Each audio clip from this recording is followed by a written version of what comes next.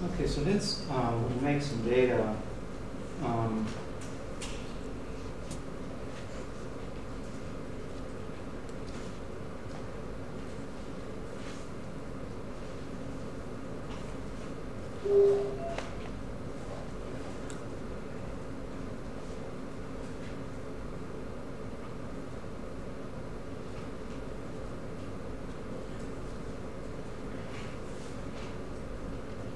Okay, so our data will be in, doesn't matter, C1 and C4.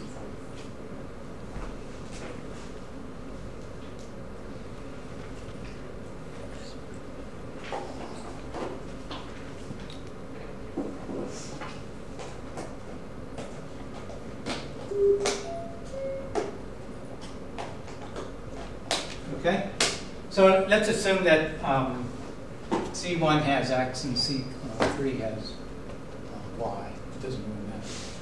So that's our data. And first of all, we can see if there's a correlation. We should always do the scatter plot when you have paired data like this.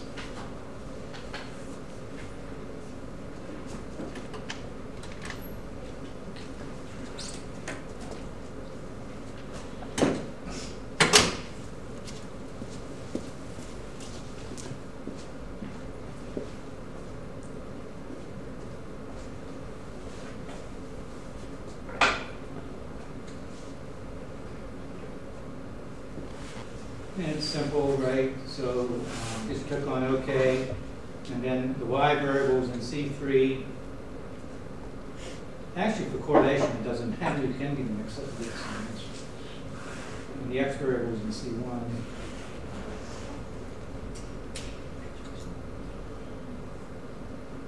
So there's the plot. It looks sort of linear, right? There's error. Okay, most of the plots you look at in statistics will have lots of error. Some will have a little bit of error. Okay, if it's deterministic, then you can just believe someone fudged with the data. That's not going to happen. Okay, so it's correlated, right? So when we do R, it should be positive. We can, when you do enough of these, you'll get some idea. Actually, this is probably a fairly high R. I'm going to say maybe 0.6, might be a bit too high. But it's definitely not going to be negative. But if I was doing this by hand, I got a negative answer, and I know I did the calculation wrong, or what? What could make a the Pearson R negative in a plot like this? Just put one gigantic outlier in that way. That'll kill it. So again, we don't have any outliers in this data. It doesn't seem to be.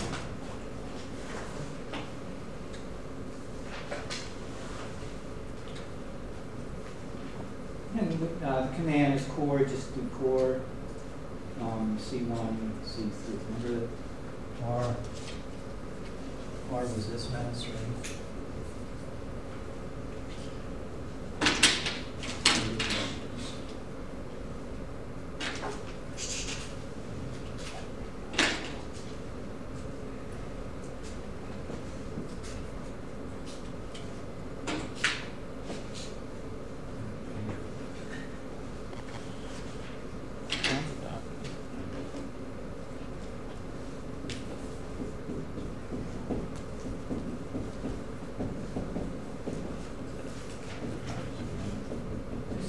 Certainly don't want to do that.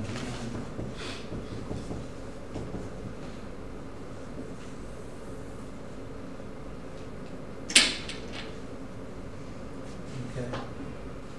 You're going to use the computer for this.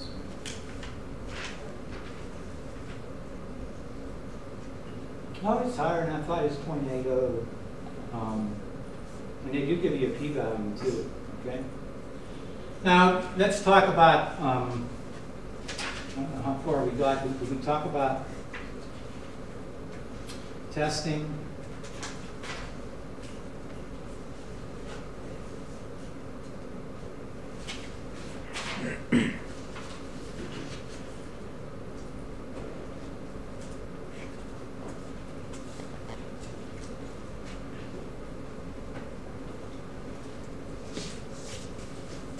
these were notes from class, so we at least got this far, right? R is between -1 and +1.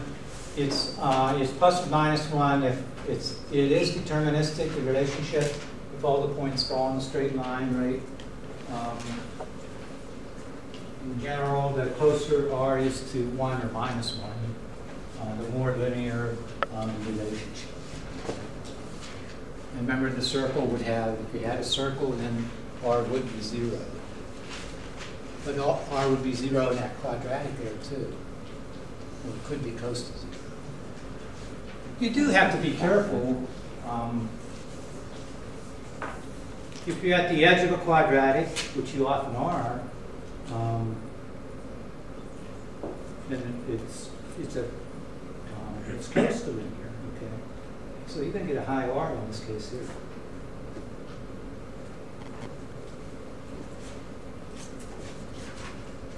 Even though the relationship's not linear.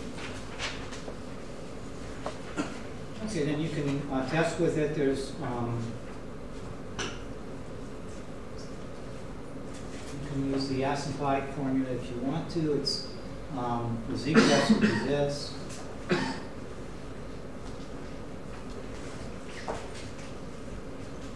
And then inject H0. Z is might as well do it 2 seconds.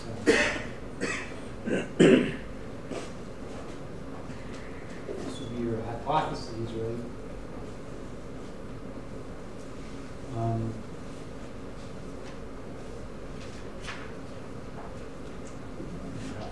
Did we talk about? Maybe I should back up for once.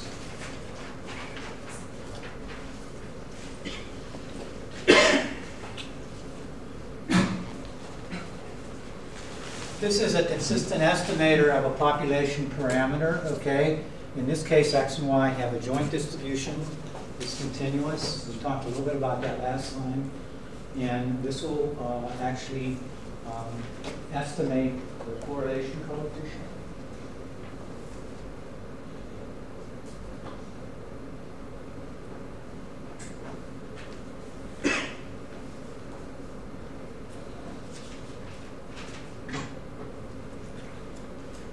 You can just see it from the formula.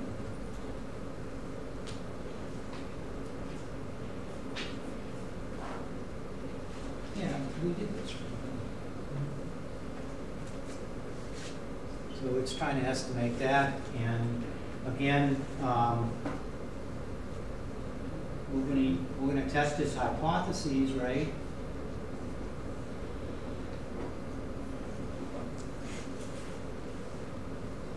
Remember, if rho is not equal to 0, this implies that X and Y are dependent. So it's like you back into a test for independence, right? Because if you can reject rho equal to 0, then you can conclude statistically that X and Y are dependent. It's dependent.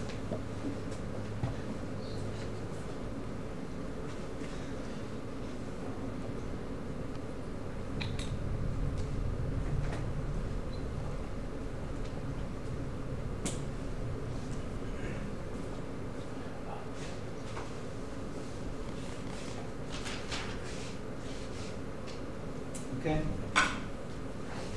And then this would be the z-test that I just used.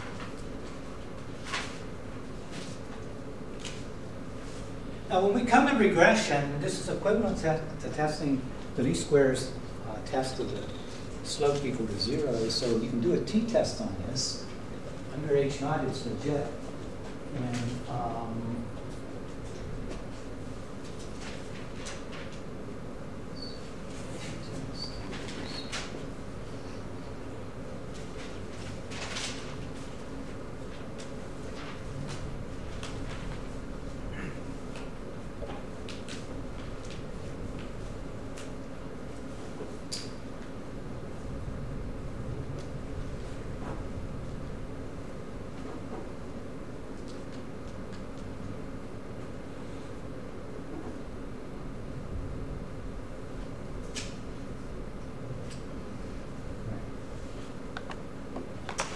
Now this looks a lot different, but it isn't, right? Because if H naught's true, then rho's 0, R is estimating 0, R should be close to 0.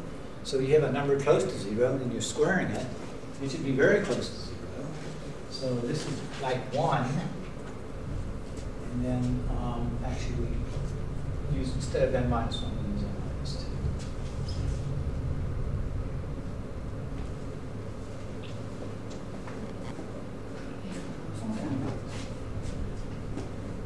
And the world.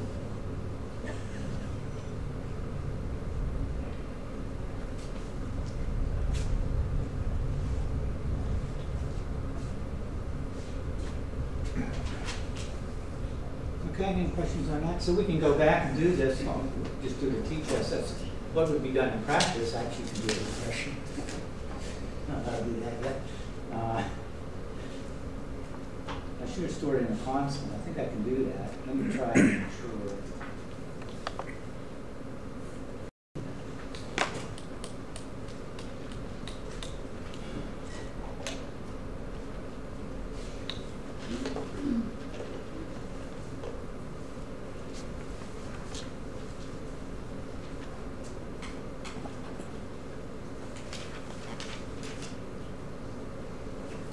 We got 20 data points from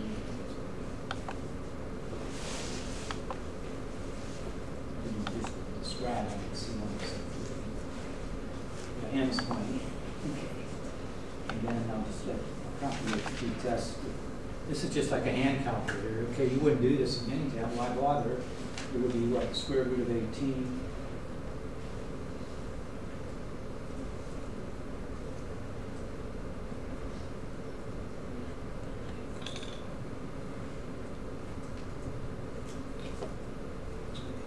K1, right? And then downstairs we divide by the square root 1 minus K1 squared. So here would be my t-test. So there's no use figuring the p-value out, right? P-value would have n minus 2 degrees of freedom associated. Okay? Any questions on that? So you would say these are correlated. Again, we're rejecting H naught, so you can conclude that they are dependent. Statistically, with the p-value sort of zeros, and then you could get it.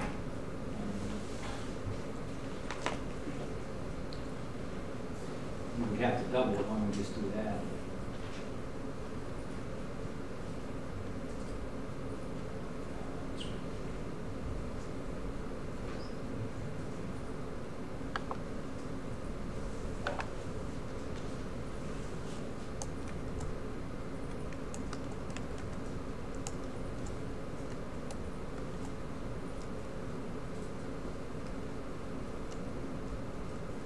This would be a two-sided one, right? So,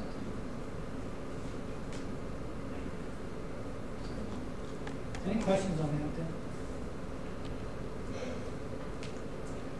How about the rank one question? No, I was taking a picture. Okay. Don't take any pictures of me.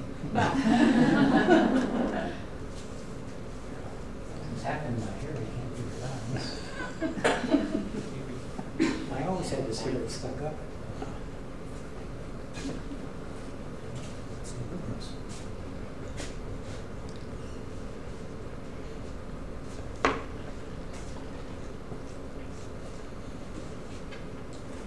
Okay, how about the non-parametric version? It's very easy. You just you rank the data and do piercings. It's called Spearman's rule. There are a couple non-parametric correlation coefficients. Another good one is Kendall's. And I used to go over Kendall's more so than Spearman's, but Spearman's has become a very handy tool for other things lately, at least for me. So I think that's something I want to do.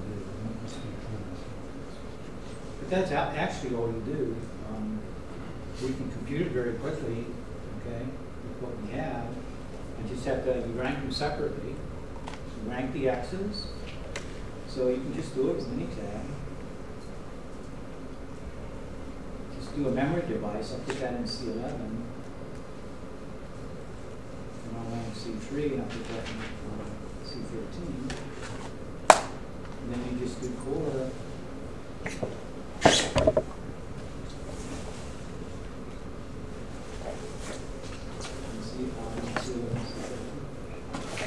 It's about the same in this case. This is called Spearman's correlation coefficient. And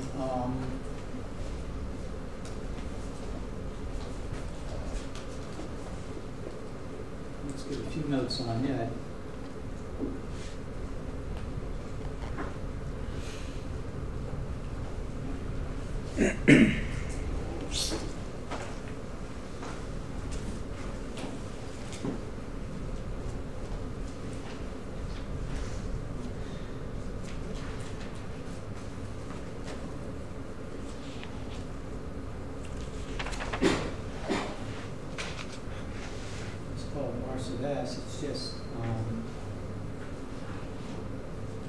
It's just R sub P on the ranks of the X's and the ranks of the Y's.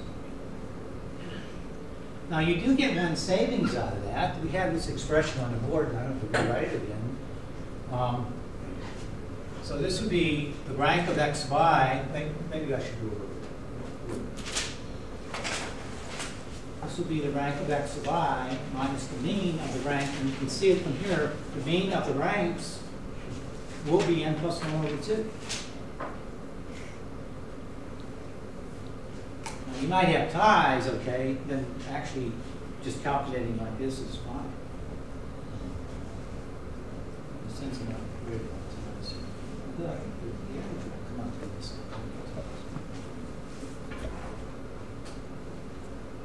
Downstairs I would have that, right? But they're separate. See, they're in separate sums. You can even have them in separate square roots.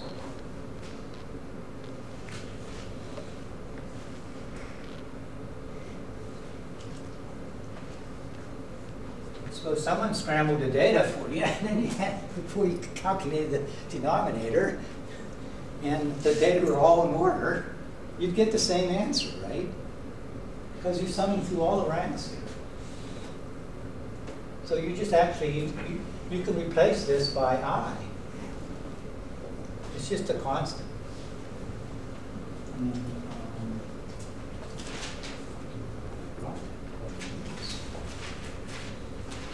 that's why I don't look here. I'll get it next time. Oh, here. This whole thing comes out to n times n squared minus 1.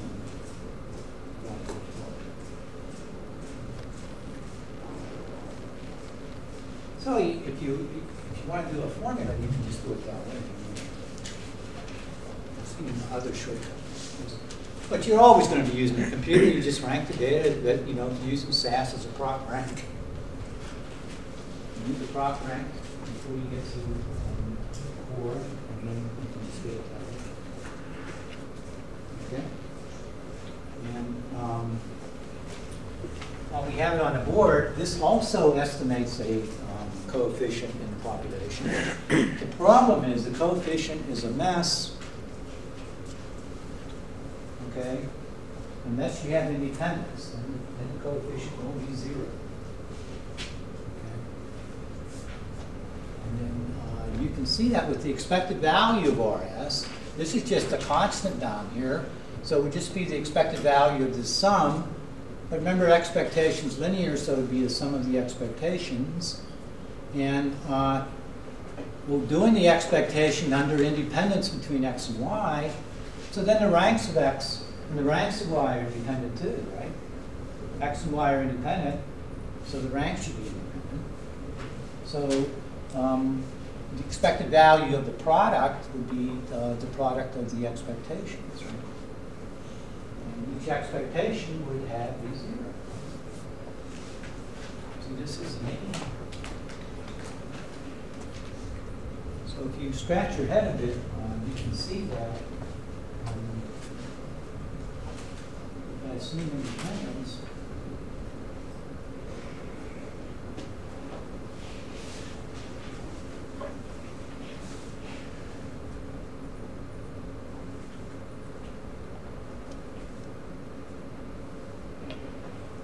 the same way, you can show that the variance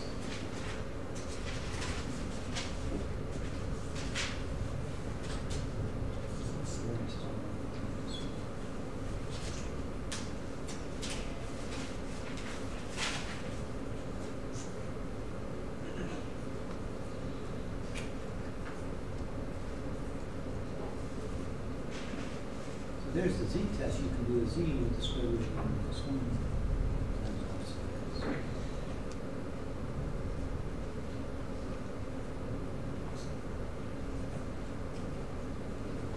Now, again, what you're really testing is that correlation, that parameter equal to 0. Okay, but again, if that parameter is not 0, then we're dependent. So you use this test the same way as you use experiments in persons.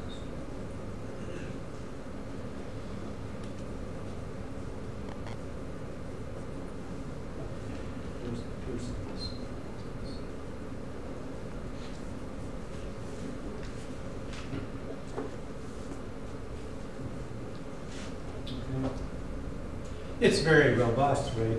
If we go back to our data set here and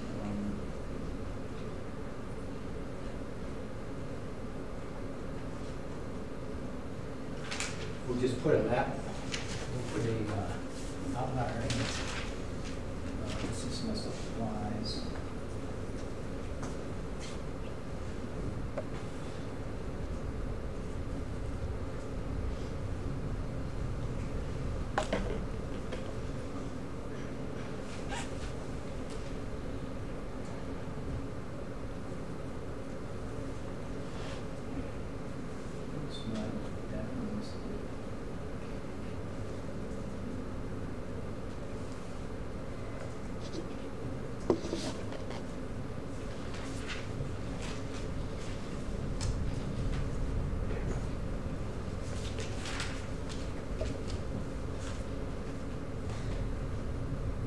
Make it like minus 8.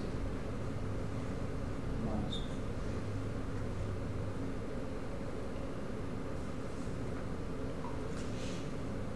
I left the x's alone, then see now it's 0.45. You put that outlier in it, certainly kill it. If you made that outlier large enough, you would definitely push it to negatives.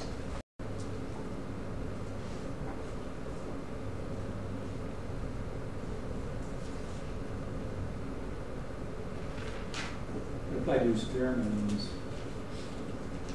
I left the x's alone. It's 775 response. You wrote what, 7, 8. So it's very robust.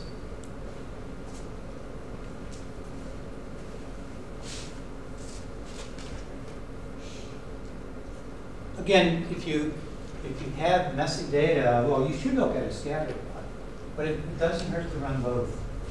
If they agree like they did on the original data, then you're happy, and you might go ahead and use Pearson's. But if they disagree, then you certainly should investigate, find out why. If you can't do anything about it, then go ahead and use experiments.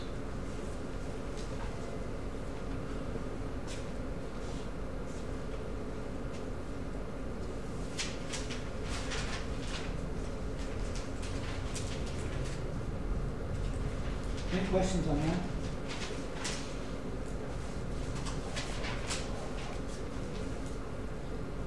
Okay, the last things we'll be looking at in this class, for the most part, well, we might do some other things, but most of them will revolve around regression.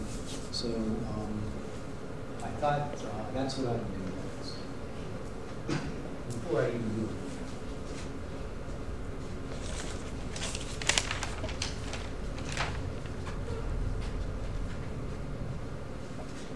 And we're looking at paired data.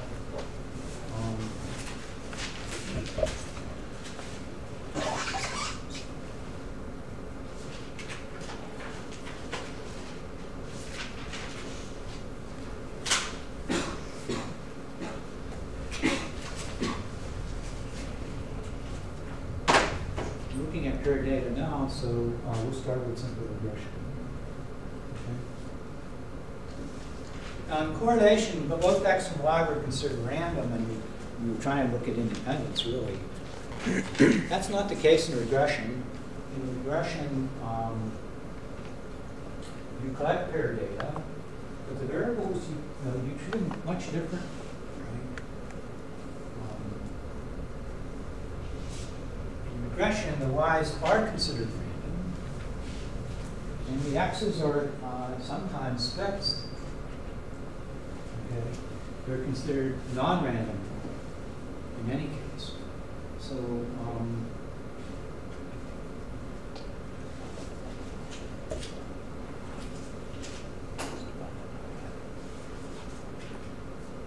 Data still come in pairs. But see, I keep a capital letter for the Y's, but for the X's, I make it lowercase. Oops. I know, I dropped that. At least I'm stuck, right? So you're collecting data like that, and your interest is in actually predicting Y in terms of X. So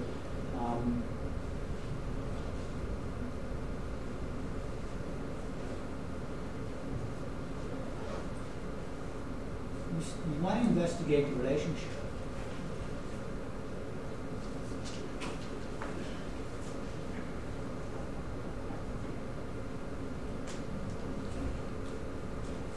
But you're often interested in predicting Y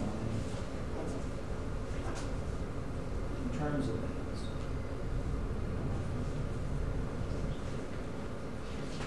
You're not interested in the correlation problem we just talked about.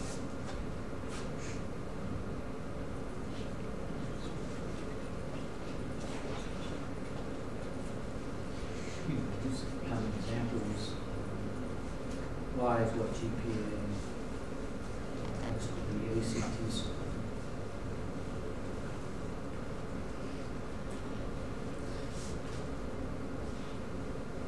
So then you're trying to predict grade point average based on ACT score. Because they'll do their ACTs before they come to college, and you're trying to predict their grade point average. Now, if you've ever dealt with anything like this, you know, not going to be much of a relationship there. Not that much, not as much as you would expect. So then you might have many more X's, right?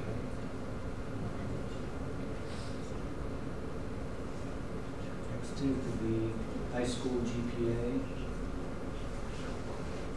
Actually, a better one is probably 9. High school percentile.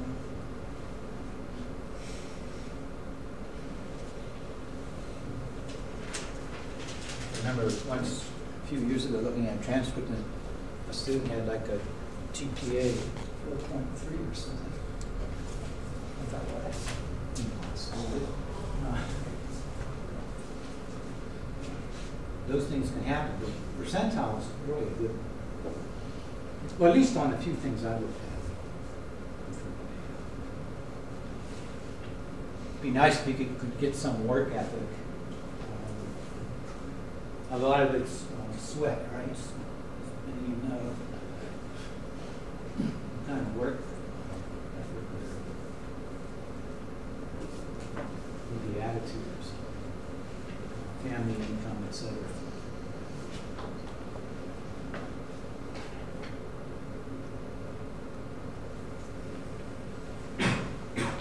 There could be a lot of X's, and we'll do a lot of X's, okay? We won't just talk about simple regression, but today we're just looking at one X.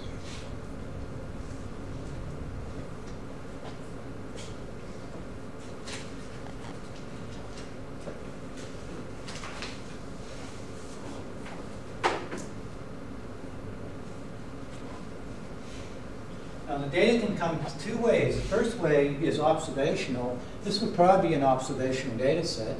Yeah, it certainly would be. I'm just observing ACT scores for a student.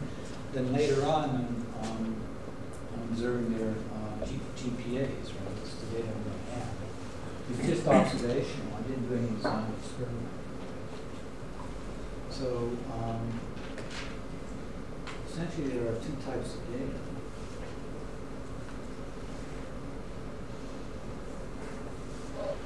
One is just observation.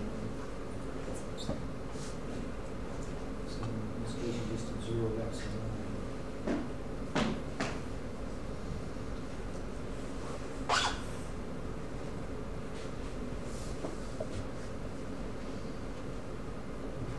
Now here you got to be very careful. You're looking at relationships, associations, right? Likely. Do not use the word cause and effect. All right. Many other things could change.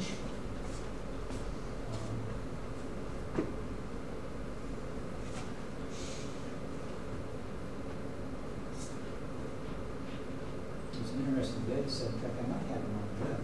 Can't look at it now, but.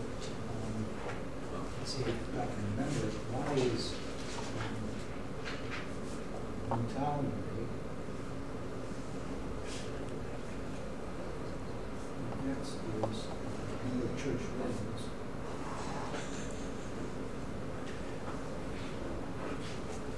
And observing over time.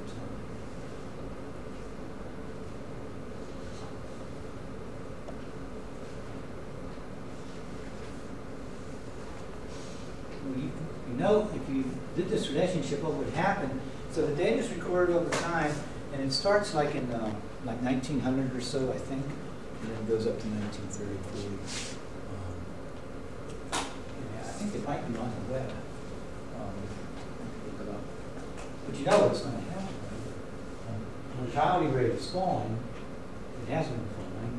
In fact, the data are collected like in 1890s or so. It's after the time of Louis Pasteur. Really started to get a handle on medicine. Okay. Good idea, wash your hands. But anyways, mortality rate was falling and the number of church weddings was falling. People stopped going to church or having their weddings at church anyways. This data's in England, okay.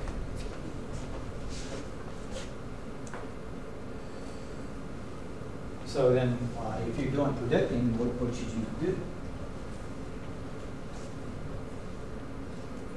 That would be a dumb cause and effect. Right? Dumb cause and effect would be, there will be no more church weddings whatsoever. And then we'll live forever. Because we'll be way down here.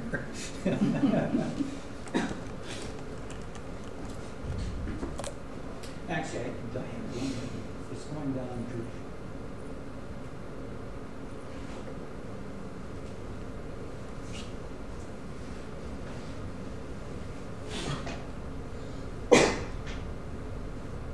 reverse.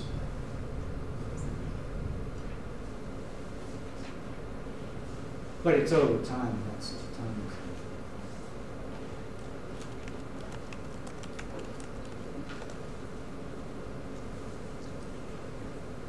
There's no reason to be positive.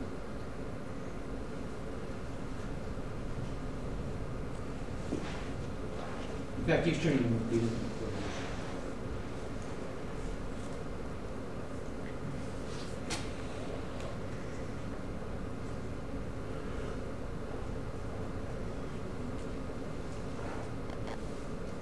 That's it. Mortality goes down with time.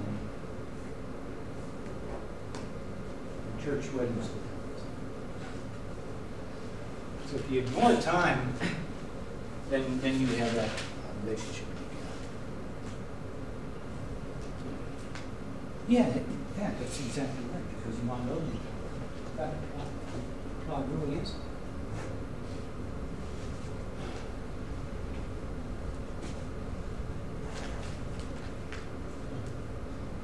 But you can think, when you look at variables, that there may be an important relationship between them. There's no reason why you shouldn't think of the observational data and do inference on it. You may turn up something very interesting, and then you may go back and explore that in a lab. Okay.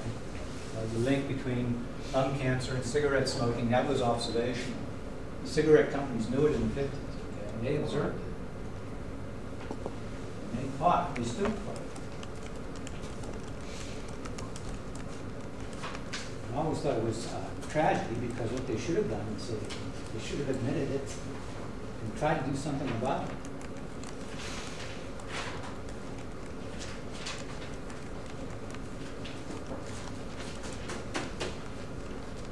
But again, that was observational. The association was too strong. Okay, and then they could go back and study in the lab, which they did. Okay, the second kind is regression X, or you specify X. Certain settings. And then it's like you assign an experimental unit to that setting, wherever it is, then you observe Y. Now, in a design, you randomly select experimental units.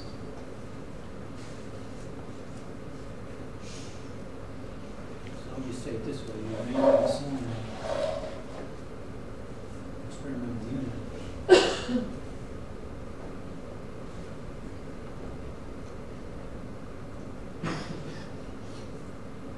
To the X.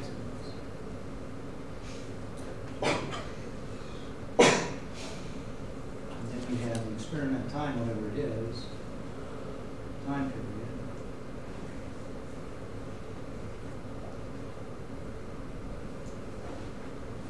Okay, and that's just the absolute interpretation.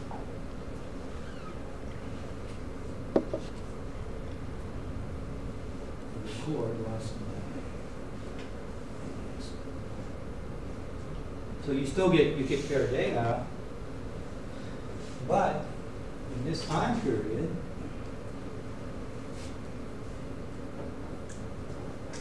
all other possible variables are kept constant.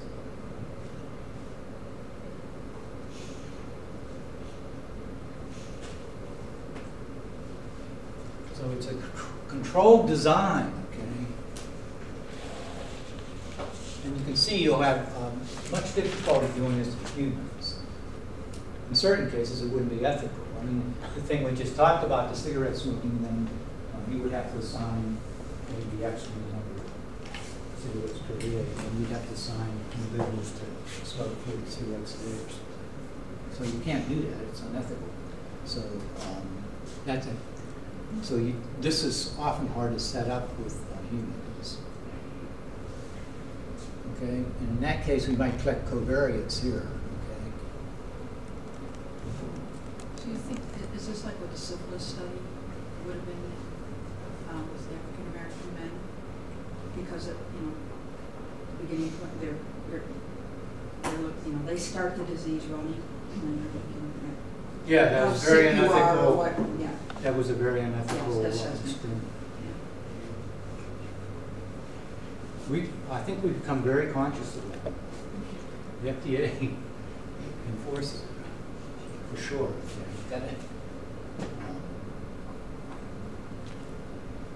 If you have a new drug for a treatment and there's a standard, then placebo is a standard. You're going to randomly assign people, I don't know, maybe 30 years ago. Well, if there's not a drug, then it will be placebo, okay? There's nothing that's going on with them except something psychological, which sometimes works. And then the other one would have the drug. Nowadays, it's usually another treatment for sure, or they might not even do it otherwise. So then the placebo is the standard treatment. And also, often when we do designs, there's like a text of what will come to me. But you might set up a time where you stop the experiment and look at it. Okay? And this is really drawn out. So I have to spend an alpha. Because he wants evidence at alpha. So that becomes a more complicated design. When you do that, if things are going good, then you stop it early. And And so the people who are on placebo or standard get to get on the treatment too. That was, there was a study just in the news where when they stopped it.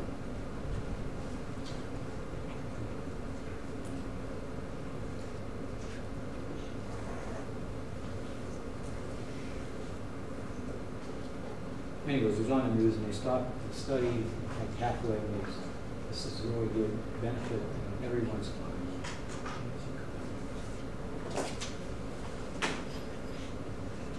okay, often you might start off with something like this and then gets messed up. And again, with humans, you might check a lot of covariates. You can't control them. Right? So you just try to adjust your results on the basis of those covariates. Then you still have trouble with cause and effect.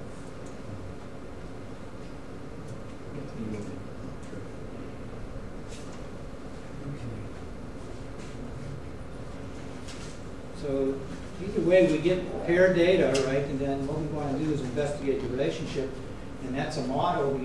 We have a conjecture of a model.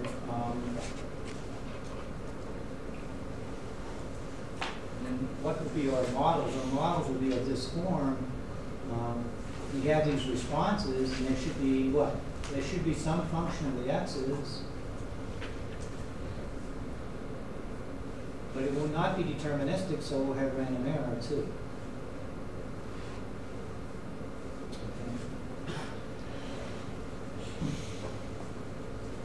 Okay.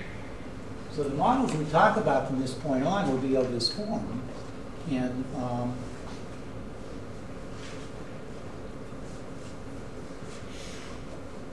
there's a major assumption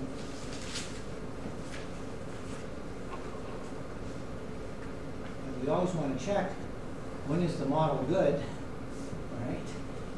We assume that the errors are independent of these g of x sub i's.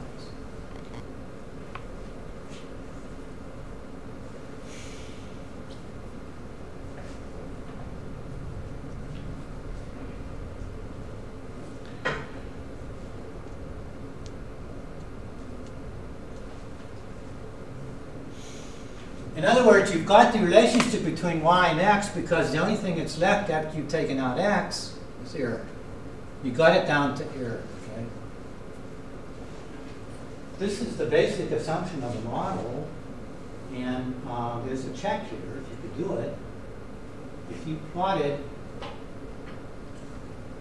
g sub I versus g of x sub I, and the random scatter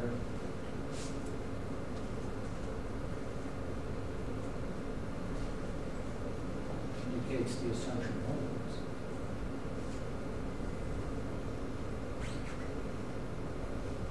If it's not random,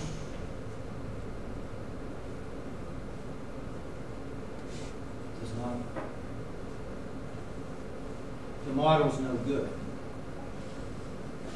It's like testing a hypothesis. Null hypotheses this is the model, and this is like accepting a null hypothesis, okay? There's no indication that they're not independent. And of course, this is rejecting the null hypotheses and says the assumption does not hold, the model is no good, you should go find another model. So this is the basic assumption of the model. There's another way of saying it, really. You just say that the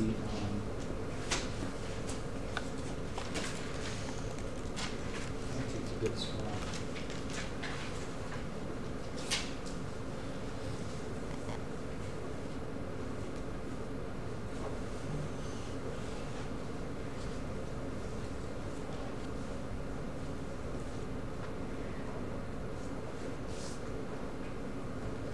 Were independent and maybe distributed.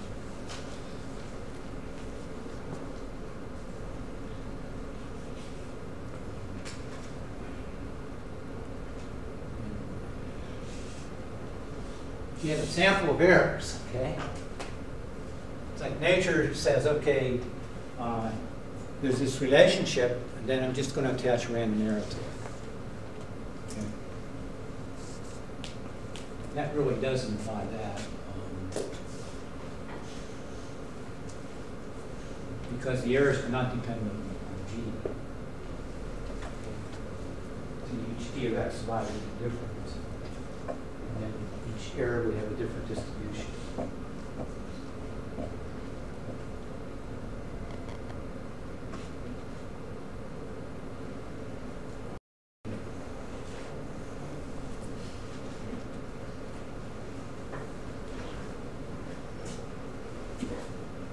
Okay?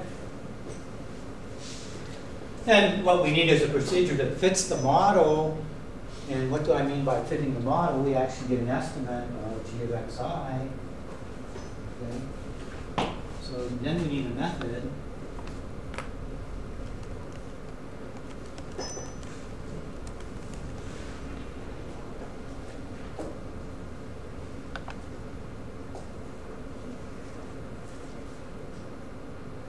We estimate this, right? Compute maybe estimate better.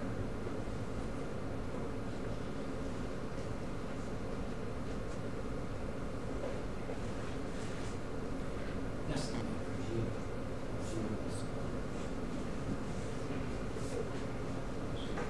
Okay. Well, then you go back to your model, and then you've estimated this box. But then you can just, and you have Y, you observe Y. You observe Y. So you could just move this box to the left and you've estimated the error. So okay, in 2 lines we get a check on our models. We fit the model. We get the residuals. That's just what's left.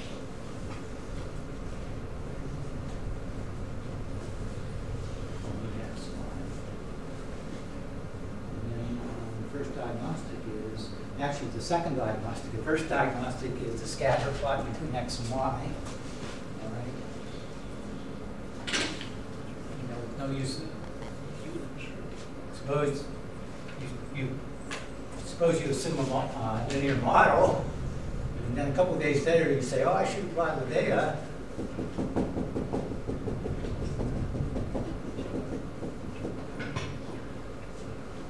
From that plot, you can say, well, I think I considered the wrong model. It's not linear. It's quadratic or whatever. That's the first diagnostic. This is the second. We simply plot. We have some more uses.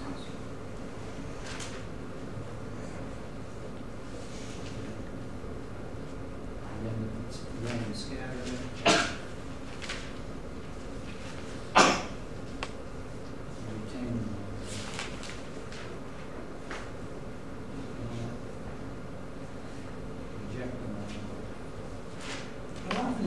This is called the residual plot.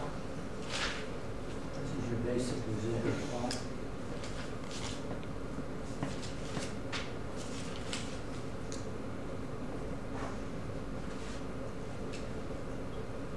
Often the residual plot gives you an indication of what to do.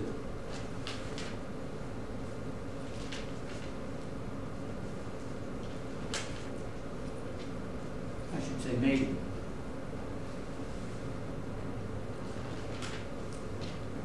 Of course, the way I wrote it, it looks like it's black and white. Well, of course it isn't. After you've had some experience, it's often hard to say that it's random enough or whatever. Okay? But you know, definitely if there's a pattern, you know, if you actually had this data set here and you postulated a linear model, that would be your fit. And then the residuals, they're all positive here. That's all. These are the residuals, right? They're all negative here. And when you did that residual plot, that's what you would see. They're all positive. And they're all negative, and then they're all positive. You see a quadratic. so maybe I'll look at quadratic.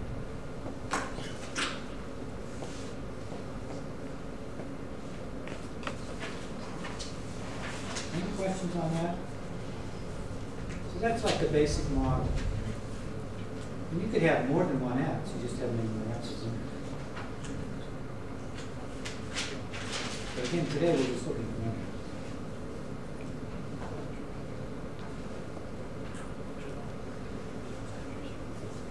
What are some other good plots? Always do a box plot of the residuals. The outliers are always things of interest. And let the computer find them. And do a box plot. Often you do standardized residual. You do that sometimes.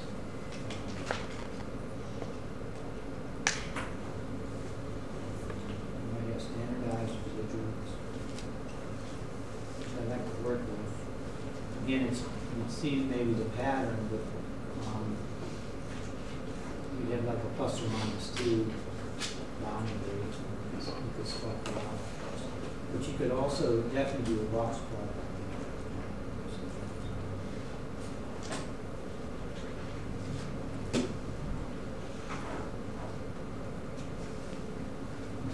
This is infinite.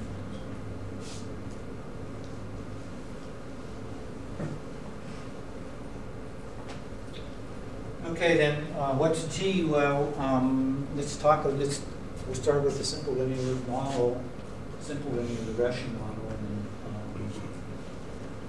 we'll go from there.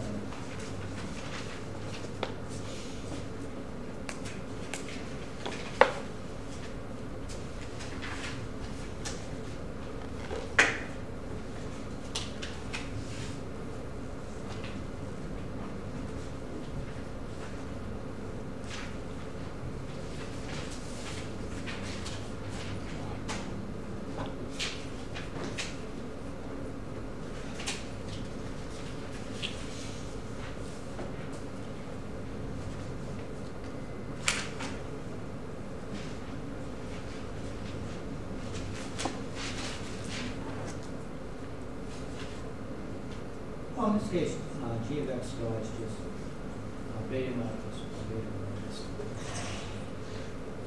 So our model is y spy is a linear function of x, except for random.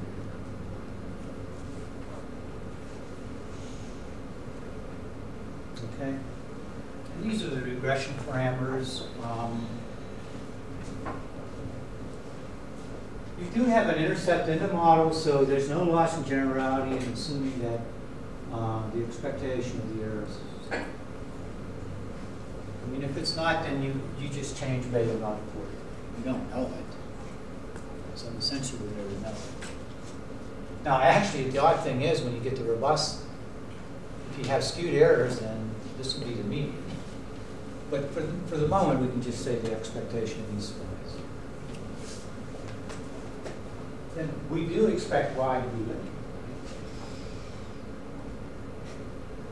Now remember, these are just constants. I meant to say that we had the models.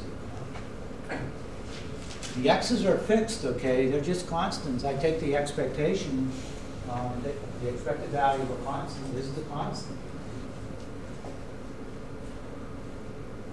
So that means I expect y to be. And the model assumption.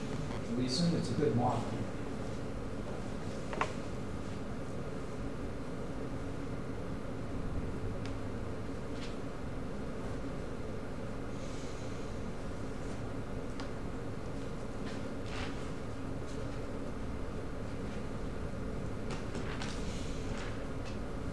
Okay, so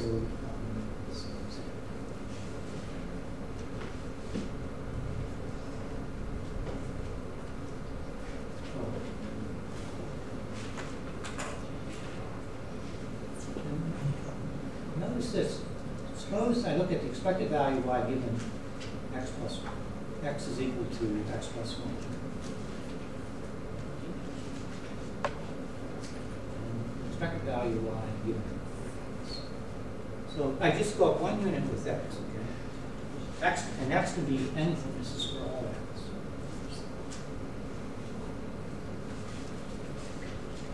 Okay. Well, you can write this out, right? This difference is this. Well, beta 1 times X plus 1, right? And here you have beta naught, right? Plus beta 1. This is beta naught plus beta 1X plus beta 1 minus beta naught minus beta 1. Big deal, so these cancel out, and you just have to beta 1. That's what beta 1 is. And it works for every X, okay? I put that X close on me. In other words, if at any X you increase the X by 1, then you expect Y to go up beta 1.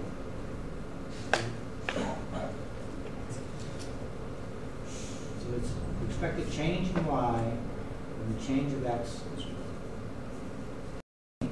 Right? Also, suppose you do assume the model is good. The only linking thing between Y and X is beta 1. So you automatically have a natural null hypothesis.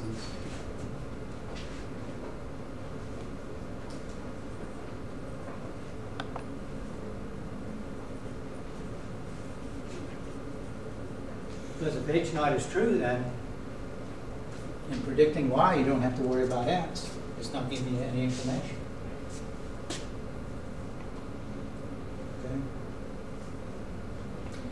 So beta 1 is the slope parameter. This is called the slope, right?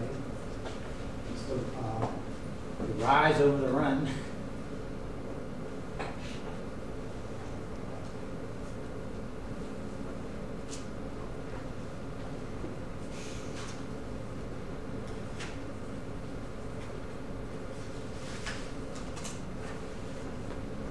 And we have a natural null hypothesis.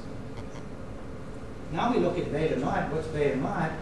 Well, for beta naught, just set X to 0. And take the expectation, and you'll just get beta naught. And that's the rub on beta naught. It's the intercept parameter. Suppose all your data starts with 4 billion and out. Okay, you're a long way away from 0. And there's another, we have this good assumption on the model. There's always a practical assumption going on in the model. And this is a good time to bring it in.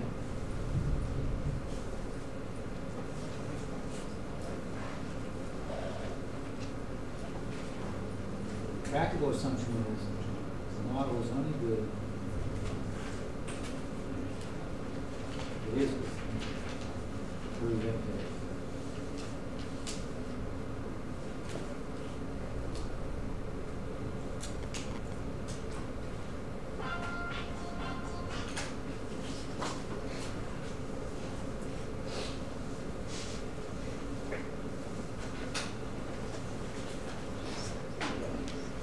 You know, suppose we wanted to look at the relationship between weight and height. Stupid by a time. We did do a sketch by that for baseball. So here's your data. Shortest baseball player was 5'8".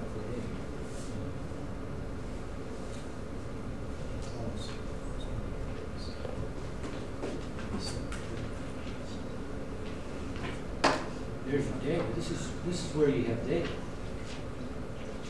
That's where you're fitting the model. How about at 0? You're not fitting any data at 0. Unless you're a fool to think that you can estimate the weight of a professional baseball player who is 0 inches tall. So sometimes you see on newspapers, they take a model, sometimes take a model, sometimes it's small, and then they extrapolate it. Very good ones weren't trained on the length of this. We're talking about how Mississippi was growing. They have a model for that. And he extrapolated back to whenever. So at that point in time, And this is, there's only one in this problem. There's no data here, so this is often nonsense, right? But you need it, right? Because there are an infinite number of lines that have the same slope.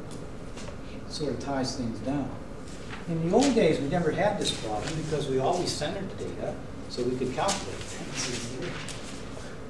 And in that case,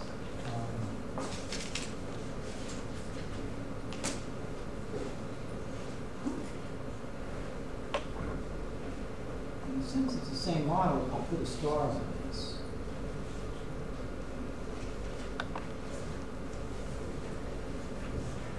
You still see this in some books. Too bad in the way we got away from it. Now you center the data, and then when x sub I is x bar, right in the middle of the data, you expect y to be beta naught star. So this is much different in that sense. And in this case, this may be a parameter you really want to estimate. So the story on the intercept is we have it and we'll estimate it, but unless you really have a good reason to do inference on it, I would not do inference. The computer doesn't care. It's going to spit out standard errors for the intercept just like it does for the slope. But you care. Okay? You have to care. You say, no, that's a nonsense parameter.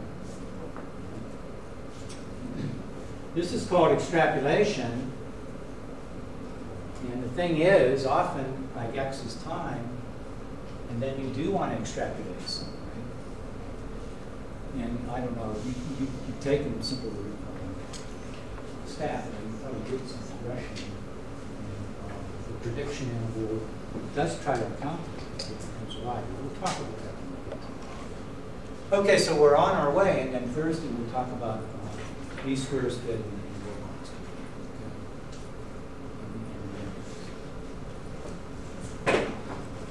Is Thursday?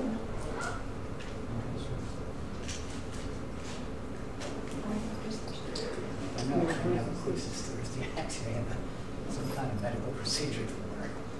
I'm hoping I'll survive.